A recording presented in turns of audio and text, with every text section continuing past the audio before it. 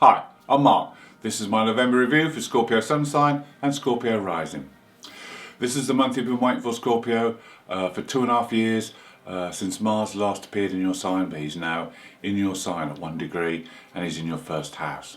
So things that you've been planning over the past months, maybe even years, will now start to come to fruition.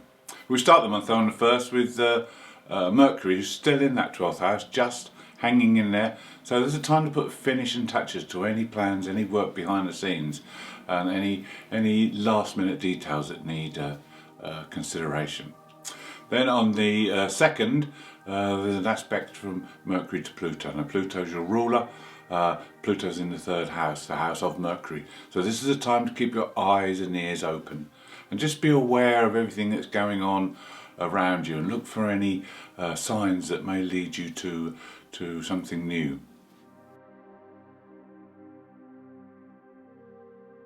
On the 4th we have the new moon. Now the new moon of course is in your sign, Scorpio, and in that 1st house. So it's a time when you need to keep strong emotionally, because the moon, new moon is opposite Uranus, so there could be some emotional challenges that suddenly appear, but you need to stay strong. The other thing, it's time to reinvent yourself. It's time to change something about yourself so you can get noticed, because people will notice you this month. And with Mars also in your sign, it's a good time to put energy into starting new projects, new things that will spur you on. Now, another thing that can happen with the Sun and the Moon opposite Uranus is there could be some sudden propositions or opportunities to work with someone else. This could be on a new project, it could be on something that's a little bit different to what you would normally do, but it's a good time to consider these things. On the 5th, Venus moves into Capricorn in your 3rd house and immediately makes a sextile to Mercury. Now this means your appreciation of beauty will be increased, and especially things like poetry or writing. So it may be that you decide to write some things down, be creative. But also it's about communication. This is a time when you'll be very sociable, you'll be very popular with people, and this is a good time to make alliances with people that could help you with your ambitions going forward. Then on the 6th, Mercury enters your sign of Scorpio, so this adds weight to Mars, the Sun, already in there. So this is also a good time to put your deepest emotions and desires forward. Don't be afraid to express yourself. A lot of Scorpios are afraid to express their depth and intensity, but this is a good time to let people know exactly how you feel.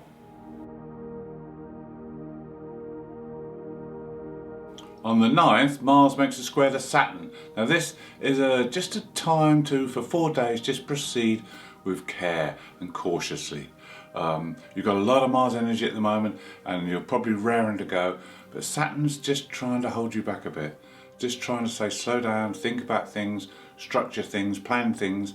There could be some limitation regarding your home that stops you from going full on to what you want to be doing at this moment in time. But just act cautiously and things will be fine. Mercury joins the equation as well. So with Saturn and Mercury, it's not a time to really talk to people. You may find communication hard, especially with authority figures, and there may be someone in authority who tries to put you down or pours cold water on what you think is the right thing to do.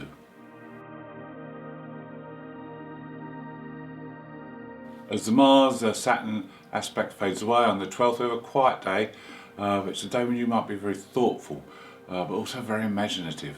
It could be a day that you spend daydreaming, but it's a good day to express yourself. The Sun makes a trine to Neptune in that 5th house of creativity. So it could be quite a spiritually creative and inspirational day, and it could be something that you learn today that will stand you in good stead in the future. Then on the 13th, things start to heat up because Mercury opposes Uranus, and your mind will be buzzing. You'll have so many ideas, so many things buzzing around. You'll be interacting with people. It's a good day to brainstorm with others, but just be careful. You might get overuse and you might find it hard to sleep. On the 14th, Venus makes a square aspect to Chiron in that 6th house of work and everyday routine. So it's a good day to heal any wounds or rifts in with colleagues or co-workers or people that you see on a regular basis. Then on the next day, Sun squares Jupiter. This is a very buoyant day. This is a day when you'll take on a lot, but just don't take on too much because you can overdo things on this day. It's a good day to sort things out at home and get things everywhere, everything put where it should be. So you're very well organised going forward.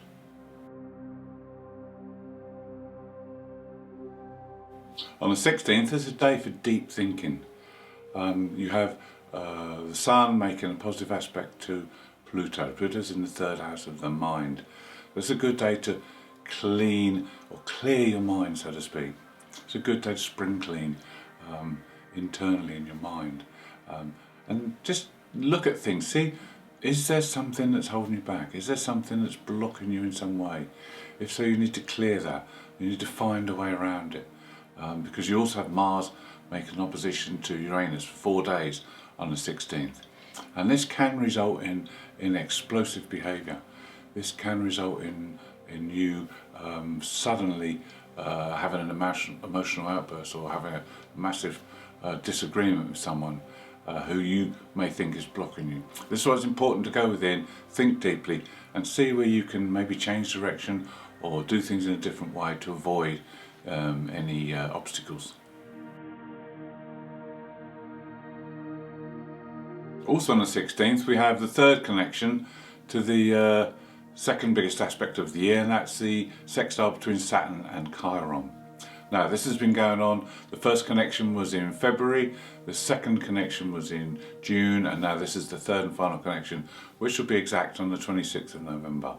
Now the lesson to be learned from this aspect is to trust in your own authority, trust in your own inner voice. There's a lot of things that have happened over the last year while this aspect has been going on, and for you with Saturn in your 4th house, the home may have been affected. Also with Chiron in your 6th house, your daily routines have been probably disrupted, and your work may have been disrupted. Maybe you had to work from home. That could be an ideal scenario for this aspect. But you have to understand now, this aspect helps you to understand what has happened and how you can heal it now and let it go, so that we can all move on together. It's a good energy day on the 18th because we have 2 trines. Mercury trine Neptune. This is a very creative, inspirational aspect which will get your imagination flowing. And also Venus trine Uranus. Uranus in that 7th house, so you could meet different people who are on a different wavelength and maybe connecting with them will inspire you to do and try new things. On the 19th we have our full moon. Now the full moon will be in the opposite sign, Scorpio, Taurus, and that's your 7th house. So the focus will change. There's been a lot of focus on yourself and you getting things sorted and getting things organised, pushing forward on whatever it is you're doing. Now it's time to help your partner or someone else who's close to you, because the focus goes on to other people. Now this full moon is an eclipse, lunar eclipse, and this is part of the Saras 5 South series, and usually brings good news and joy, happy events. So there could be something connected with others that brings some joy into your life. There'll be positive vibes on the 20th, the day after the full moon, when Mercury makes a square to Jupiter. This will make you feel very optimistic, and it's a good time to plan for the long term. Also on that day we have Mars coming together with Venus. So Mars in Scorpio is obviously very passionate, so there's a lot of passion, a lot of deep emotion around at this time. So if you're in a relationship, this is fantastic. You can take your relationship to the next level. If not, it's a great time to meet someone, and it's a good time to meet all types of people, new friends, acquaintances, colleagues. A good time to expand your network of friends. On the 22nd, the Sun leaves your sign for a year and moves into Sagittarius in your second house. Now, when the Sun moves into Sagittarius, there'll be opportunities, boundless opportunities, and also lessons to learn, because the Sun makes a conjunction with the South Node. Now, Mercury does the same thing. So over the 5 days between the 22nd and 27th, there'll be a lot that's going on. You may have synchronistic events happening. There may be lessons to learn about finances, and there may be opportunities as well. Now, you have to realise that the South Node is our talents and our skills that we already had. It's experiences we've already had. So you need to use those, put them to good use, and then head towards the North Node. The North Node in the 8th house is about sharing with others. It's about balancing your needs with the needs of others, and thinking not only of yourself, but how you can benefit through other people. With the planets all slowly one by one leaving your sign, Mars makes a positive aspect to Neptune in Pisces. This is a fantastic trine, but it forms a minor grand trine, and we have two, one on the 29th, one on the 30th.